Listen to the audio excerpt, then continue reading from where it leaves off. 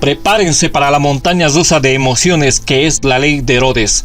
Imagina un pueblo donde la corrupción es la norma y la justicia está en manos del pueblo. Pero no esperes héroes convencionales.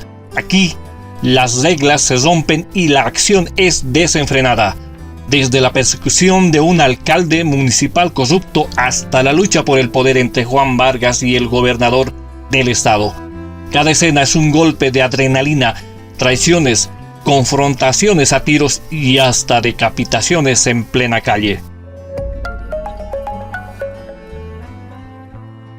En el misterioso y tumultuoso pueblo de San Pedro de los Aguaros se desata una furia como nunca antes se había visto. Los lugareños, en su mayoría indígenas, están hartos de los abusos del alcalde municipal. Deciden tomar justicia por sus manos. Con valentía y determinación, persiguen al corrupto alcalde mientras intenta escapar con el dinero del pueblo. Es una escena de acción y tensión inigualable. La persecución llega a su clímax cuando finalmente logran atraparlo y deciden decapitarlo en plena calle. Es el estallido de la revuelta. Los habitantes se alzan contra la injusticia y la opresión. Un crimen que sacude los cimientos del poder. Este asesinato desencadena un escándalo político de proporciones épicas. El gobernador del estado, un hombre con ambiciones, se ve en serios aprietos. Su carrera política depende de un hilo. Anhela ser candidato presidencial en las próximas elecciones. Pero este terrible incidente amenaza con arruinar sus sueños. El miedo lo consume, pues teme que su rival se aproveche de esta situación para ganar terreno. El gobernador no se queda de brazos cruzados. Encomienda a su secretario de gobierno, el licenciado López, una tarea de vital importancia para encontrar a toda prisa un sustituto para el alcalde caído. El licenciado López, fiel servidor del gobernador, no es la excepción. Sueña con alcanzar las alturas del poder y ocupar el lugar de su jefe como gobernador del estado. Con astucia, traza su camino hacia la cima. Para asegurar su ascenso, confía en su leal asesor, el licenciado Ramírez, y le encomienda una misión crucial: encontrar entre los miembros del partido a alguien que pueda ocupar el vacío dejado por el alcalde caído en desgracia en San Pedro de los Aguaros. En medio de la incertidumbre y la inquietud, buscaban con afán una salida a la situación. Fue entonces cuando surgió entre ellos la idea de encontrar a alguien que no fuera demasiado astuto para ocupar el puesto de alcalde municipal en San Pedro de los Aguaros. Pero debía ser alguien que no trajera complicaciones. Después de reflexionar, el licenciado Ramírez decidió recomendar a Juan Vargas, un antiguo conocido del partido. Esperaban que esta elección fuera la solución a sus problemas y no el inicio de otros nuevos. En medio de todo esto, Juan Vargas, el protagonista de nuestra historia, recibió la noticia que sería nombrado alcalde municipal interino en San Pedro de los Aguaros. La sorpresa era evidente en su rostro mientras el licenciado Ramírez le explicaba la importancia del cargo y las expectativas depositadas en él. Con emociones encontradas y la promesa de un futuro político prometedor, Juan Vargas, un hombrecillo de baja estatura, pero con corazón noble y sencillo, se encontraba ahora frente a una nueva responsabilidad. Aceptaba con gratitud el encargo, consciente de que representaba una oportunidad única para destacar en el ámbito político. Y así se encaminó hacia su nuevo destino. En un pueblo pequeño llamado San Pedro de los Aguaros, Juan Vargas, recién ascendido al puesto de alcalde, se encuentra cara a cara con Carlos Peck, el diligente secretario del pueblo. Y vaya que encuentro. Juan Vargas, con una pizca de preocupación, pregunta si hay alguien que hable español en este rincón del mundo. Pero la respuesta no se hace esperar. Carlos Peck, con un suspiro de alivio, se presenta como el secretario de este pueblo y extiende una válida bienvenida. Juan Vargas, consciente de los ojos que lo observan, asume su papel con firmeza. Pronto, Juan Vargas se encontraría ante una serie de desafíos inesperados. La mayoría de los habitantes no hablan español, sino lenguas indígenas que él desconocía. Además, enfrentaba los robos de los alcaldes anteriores y la falta de apoyo financiero del gobierno estatal. Esto dejaba al pueblo en una situación precaria, sin escuela, sin hospital, sin drenaje, sin agua potable ni luz eléctrica. Y por supuesto, sin dinero. Para colmo, debía lidiar con el burdel del pueblo y la constante presión del doctor Morales, un político local que parecía no dejarlo en paz. La trama se complica aún más para nuestro valiente Juan Vargas. Carlos Peck, su fiel secretario, llega con noticias perturbadoras sobre una persona fallecida del día anterior. Pero eso no es todo. La tensión se eleva cuando Juan Vargas decide enfrentarse a doña Lupe, la astuta dueña del burdel.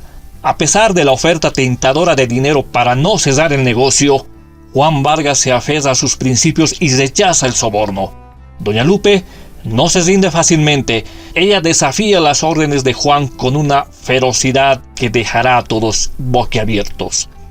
Mientras tanto, en su búsqueda de apoyo y guía, Juan Vargas buscó al hombre de fe, el respetado padre del pueblo, en busca de consejo, pero lo que descubrió fue más que un simple consejo. El padre, en lugar de rechazar la oferta de doña Lupe, le aconsejó que aceptara el dinero, incluso sabiendo que provenía de actividades cuestionables como el burdel. Justificó esta decisión aludiendo a la supuesta contribución social de doña Lupe. Esto representó a Juan Vargas una realidad aún más compleja, donde los límites morales y la necesidad del pueblo se entrelazaban en un dilema complicado. Después de conversar con el padre religioso, Juan Vargas y Carlos Peck se encontraron en un campo abierto. Juan Vargas compartió su idea de llevar la modernidad al pueblo, construir escuelas, mejorar las carreteras y más.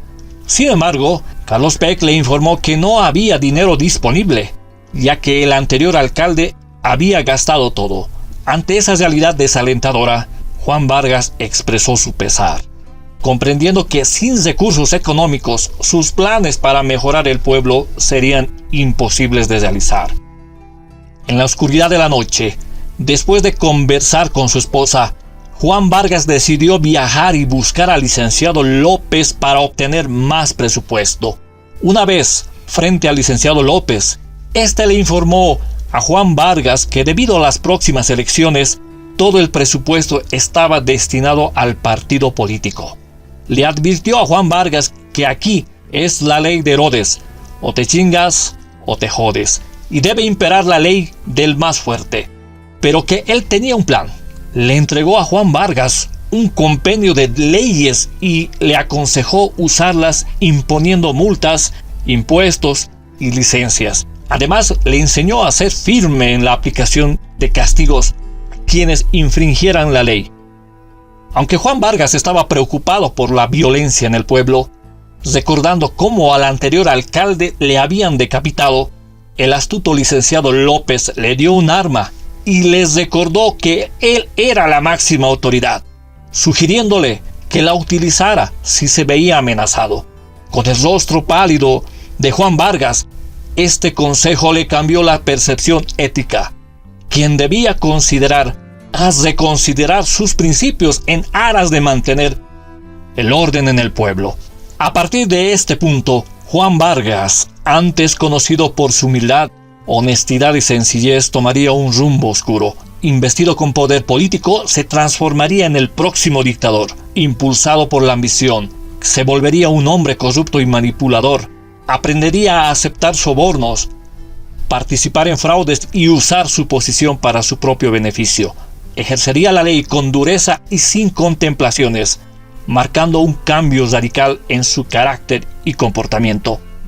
En su primer acto como líder, Juan Vargas confrontó a doña Lupe, la propietaria del burdel, presentando la ley y le indicó las violaciones que había cometido: la venta ilegal de alcohol, su implicación en crímenes graves como el asesinato y el secuestro, así como la corrupción de menores. Ante las acusaciones, doña Lupe respondió con amenazas hacia Juan Vargas. Sin embargo, este respondió con firmeza, sacando su arma y hiriéndola en la pierna como medida de defensa. Horas más tarde, doña Lupe, visiblemente herida, intentó sobornar a Juan Vargas para que la dejara continuar con sus actividades delictivas. A pesar de su resistencia inicial, Juan Vargas finalmente cedió ante la insistencia de doña Lupe y aceptó el dinero, marcando así un compromiso moral que cambiaría su trayectoria y lo conduciría por un camino de corrupción y ambición desmedida. Así fue como Juan Vargas comenzó a aplicar impuestos y a sancionar a los habitantes por infringir las normas, lo que generó descontento entre la gente hacia él. Mientras tanto, Juan Vargas se veía cada vez más envuelto en el burdel, entablando relaciones cercanas con las mujeres del lugar y buscando aumentar sus ganancias a expensas de doña Lupe. Sin embargo, la situación tomaría un giro peligroso cuando el doctor Morales, un crítico feroz de la gestión de Juan Vargas, amenazaba con revelar sus supuestas prácticas corruptas. El doctor Morales, de manera directa, confrontó a Juan Vargas al señalarle que estaba enterado de los negocios de Juan Vargas con doña Lupe, advirtiéndole que tomaría medidas necesarias para destituirle, dejándole en claro que las acciones de Juan Vargas ponían en riesgo su reputación y la estabilidad política de la región. Días posteriores, mientras tanto, Juan Vargas nuevamente se encaminó de nuevo hacia el burdel en busca de más dinero, pero su paso se vio interrumpido por la firme presencia de doña Lupe, acompañada de un hombre de imponente estampa. Como firme, doña Lupe lanzó sus amenazas mientras el hombre de gran tamaño descargaba sus puños sobre Juan Vargas, dejándole postrado en el suelo. El atardecer llegó y Juan Vargas, marcado por los golpes, aún clamaba venganza. En la oscuridad de la noche, la venganza se gestaba. Con determinación, Juan Vargas se encaminó hacia la morada de doña Lupe. Un disparo resonó en la quietud nocturna, seguido por otro. La bala encontró su blanco, acabando con la vida de doña Lupe y del hombre que la acompañaba. En los días siguientes, en la mente de Juan Vargas, un mar de preocupaciones se agita tumultuosamente. La reciente partida de doña Lupe, las sombrías sospechas del doctor Morales que recaen sobre él por la muerte de doña Lupe. Y ahora, Juan Vargas maquina un siniestro plan contra el doctor Morales. Calumnias entrañadas por Juan Vargas que acabarían que el doctor Morales abandone el pueblo.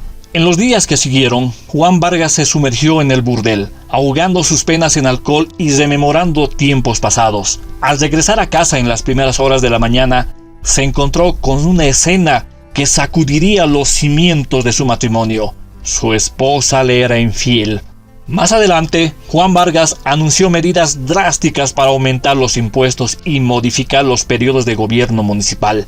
Las protestas y el descontento se hicieron escuchar entre los presentes, pero Juan Vargas se mantuvo firme en sus decisiones, argumentando que era por el bienestar de la comunidad. Los tiempos turbulentos se cernían sobre el tranquilo pueblo, mientras las tensiones se intensificaban. Entre las sombras de la intriga y el descontento, la situación política en el pueblo se vuelve cada vez más peligrosa. Juan Vargas se ve enfrentando a la difícil tarea de lidiar con los ciudadanos que no pueden cumplir con las exigencias de pagar más impuestos. Con un gesto sombrío, comienza a encarcelar y despojar de sus bienes a aquellos que no pueden pagar los impuestos. La férrea oposición de Carlos Beck, al presenciar las injusticias cometidas por Juan Vargas, lo llevó también a la cárcel, tachándole de traidor. En un giro inesperado, Juan Vargas recibe la visita del licenciado López, el hombre quien había nombrado de alcalde a Juan Vargas, quien lo enfrenta sobre sus acciones y las acusaciones en su contra. A pesar de los intentos de explicación de Juan Vargas, la ira del licenciado López parece imposible de calmar. El licenciado López estaba acompañado de su guardaespaldas, un hombre de mirada fría y calculadora, conocido como Tiburón. Pronto, el licenciado López descubre que Juan Vargas ha acumulado una fortuna a expensas del pueblo y exige, con amenazas, que le entregue todo el dinero obtenido. Juan Vargas, con un gesto desafiante, le indica que el dinero lo tenía en otro lugar guardado y deben ir a recogerlo juntos. Sin embargo, el licenciado López decide que su guardaespaldas vaya con Juan Vargas para ir a traer el dinero. Acompañados por el siniestro Tiburón, se encaminan hacia el sitio acordado. Sin embargo, al llegar, se encuentran con una desagradable sorpresa. El dinero ha desaparecido, su esposa lo ha tomado y ha huido del pueblo. En un momento de ira y desesperación, Juan Vargas ataca por sorpresa a Tiburón con un arma cortante, dejándolo sin vida en el suelo. Sin perder tiempo, regresa al encuentro del licenciado López y con su arma le dispara sin contemplaciones. Las sombras de la traición y la violencia desenvuelven al pueblo. mientras Juan Vargas se sumerge aún más en la oscuridad de sus propios actos.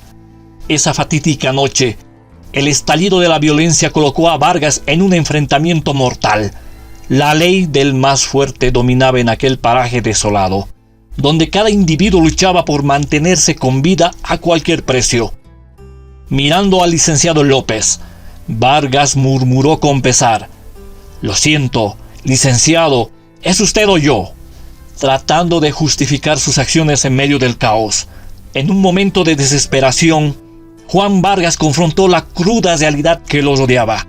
Las palabras amargas brotaban de su boca, describiendo a las mujeres como objeto de desprecio, a los extranjeros como intrusos y a la ley como una mera ilusión en aquel campo de corrupción y violencia. «Este país no tiene remedio», expresó resignado, aceptando su destino entre la maraña de injusticias. En medio de la lluvia que arreciaba, Juan Vargas se encontraba al borde de la ejecución por parte del pueblo enfurecido. Pero inesperadamente su vida fue salvada gracias a la intervención de los hombres del partido del licenciado López, quien había solicitado apoyo para él. Y así, como una trama retorcida en el escenario político, emerge Juan Vargas, una figura que parecía relegada al oscuro rincón de la historia. Ahora en el Congreso de la Nación, ahora Juan Vargas, investido como diputado, sus palabras resuenan con una mezcla de engaño y desfachatez moral, mientras justifica sus acciones pasadas, incluido el asesinato del licenciado López.